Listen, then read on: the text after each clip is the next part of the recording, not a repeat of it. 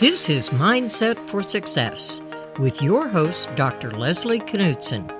Each week, she will interview women entrepreneurs to explore the unconscious psychological struggles they faced as they build their businesses and how they overcame them. Here's your host, Leslie Knudsen.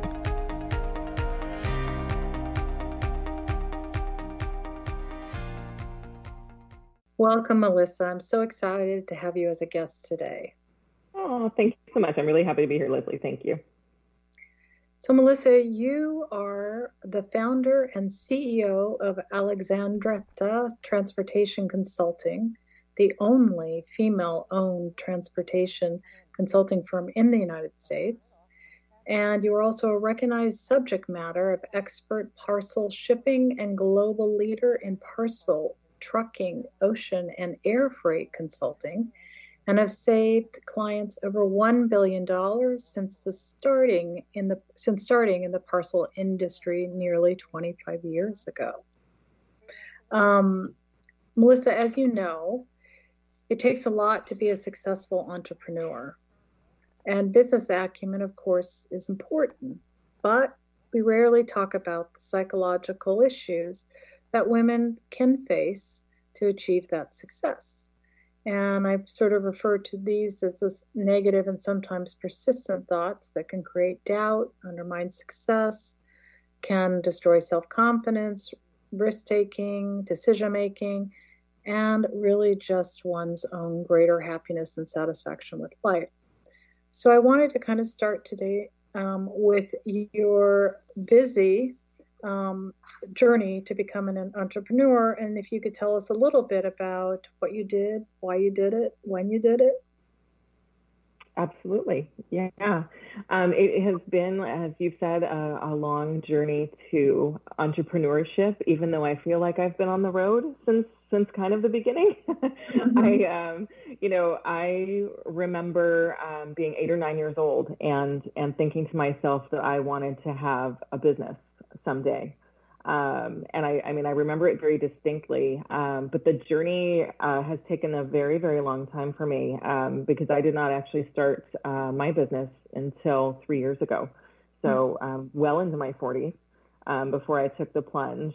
But, as most things, everything in life, I guess, is a journey. And after I finished school, I went into corporate America partially for the stability and partially for learning certain skill sets and also kind of to just determine my path. I was an international business major and, knew I liked complex global things, but, I fell into transportation, early in my career and spent 10 years, at one of the major carriers working in sales there.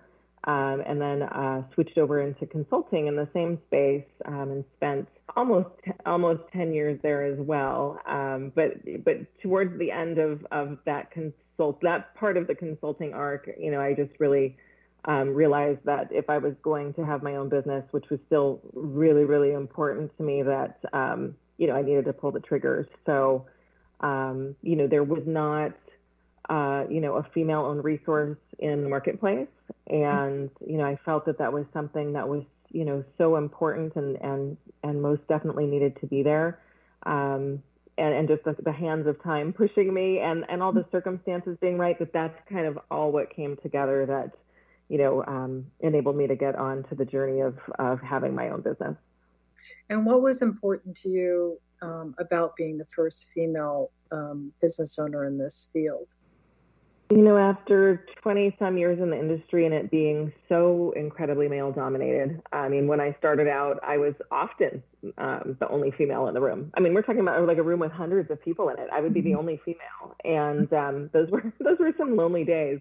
Mm-hmm. But, flashing forward, another 20 years and still looking around and going, okay, well, we're less than 5% of the people in the room. Mm-hmm. And just, how important diversity is in the marketplace.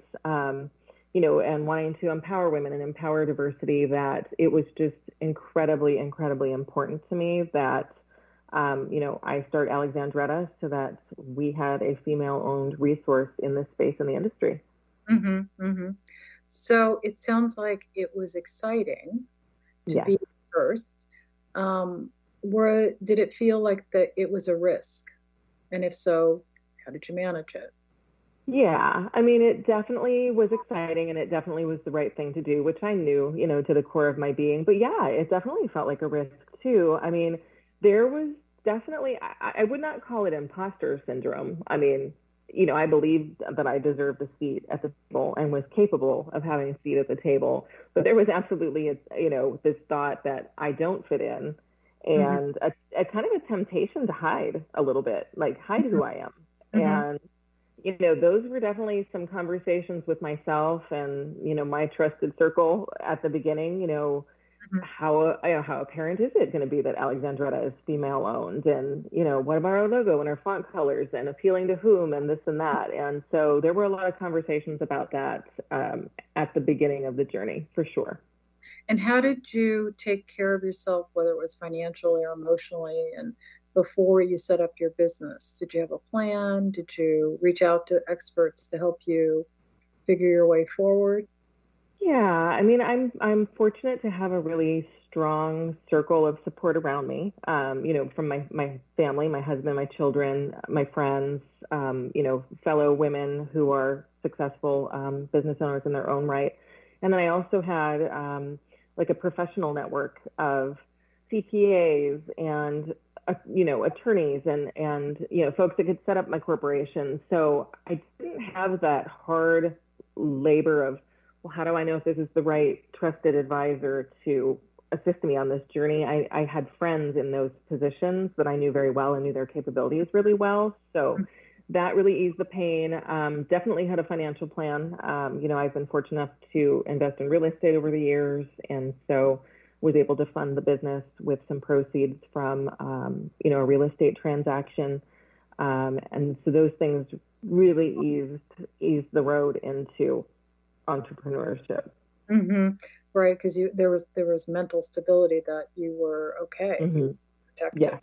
So making a plan for you sounds like it was an important way to start your business with the most mental stability you could have. Yeah, I think so. I mean, I certainly waited until I was in my 40s. I mean, I had the period of time where like I was a single mom, and I can assure you I wouldn't, that wasn't the right time, particularly for me. The time I mentioned was the right time for the reasons I mentioned. Yeah. You've talked about when opening a new business, it's critical to be able to embrace the unknown and plan for the future. Have you ever felt like you were unable to embrace the unknown or the future in business? And if so, what did you do? And what advice would you give young entrepreneurs on how to obtain these? Oh my goodness. I mean, I think I think that unknown piece and the risk-taking piece, I mean, I think it's always there. I mean, it's something that nowadays I embrace it and run towards it. It's like I had a discussion this morning about, potentially hosting a podcast. And once again, it was like, I don't know so many things about that. But then instead of being scary, that's like a very exciting thing. It's like, oh, I don't know this. How exciting. I get to learn how to do these things. So it's definitely a mindset shift. I mean, I did not have that level of confidence. I'm quite sure in my 20s and 30s.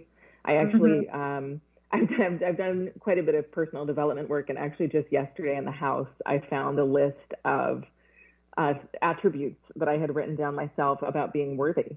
And, simple things, I am intelligent, I am caring, I am integrous. And it's so funny because like not worthy obviously was a big deal for me once upon a time. And it so completely does not even resonate with me anymore. That it's kind of just fun to look back at that sheet of paper. And so it's incredible to look back and see how much progress one can make if you put in the hard effort. Looking backwards and being the woman writing, I don't feel often self-worthy.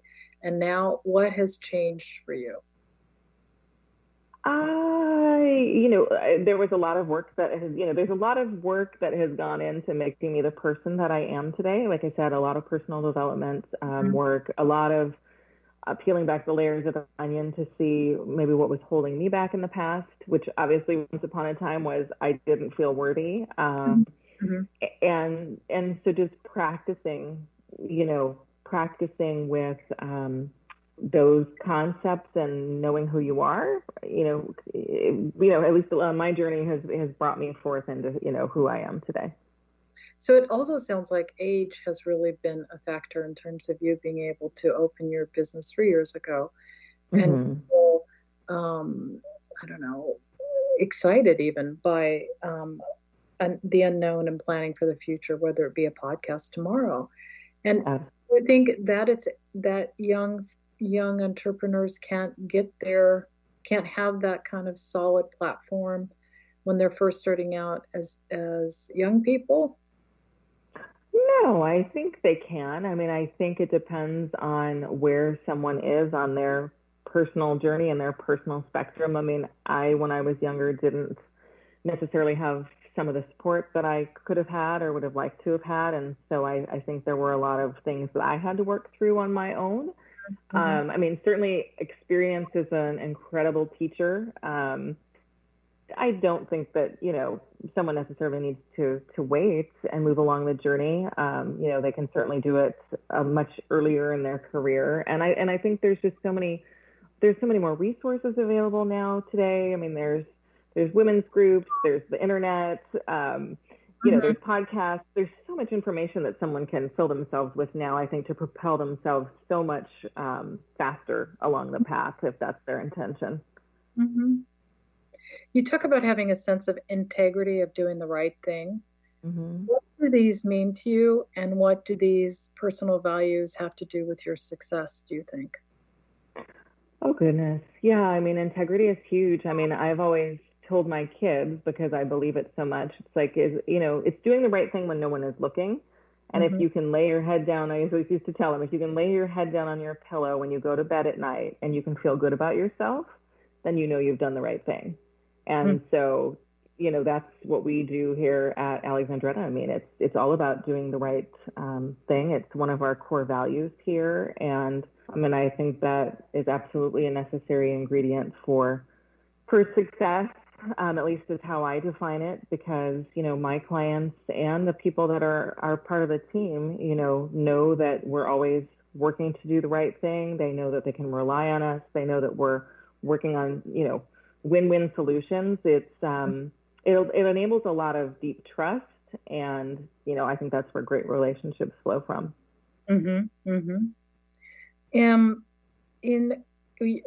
After being in the business, the transporting business for these 25 years, you told me that you feel like you've mellowed a bit and are less rigid in how you think you should act with clients.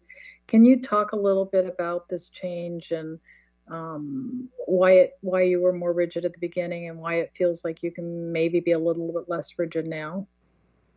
Yeah, I mean, I think we had discussed a little bit that, business in general, I think, has loosened up, in the last 10, 15 years. It used to be no Jean Fridays, and it was Jean Fridays. Now we're all at home with our slippers on and, Zooming, during a pandemic.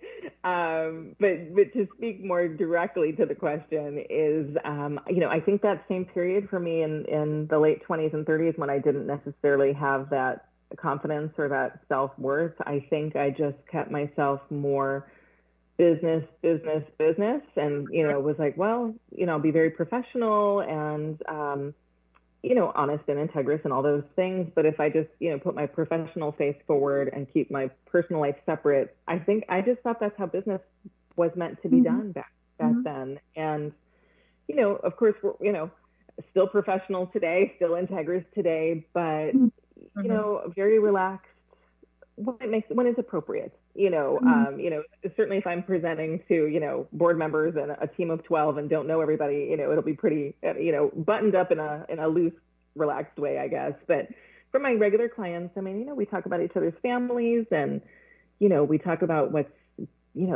what our wins are and what we're, concerned about. I mean, it's just a very, close set of relationships that, where the personal and the professional does, run together. And it's so funny how it all works out, because, I mean, I've had clients now who, have been wanting to do business. I'm very grateful for it,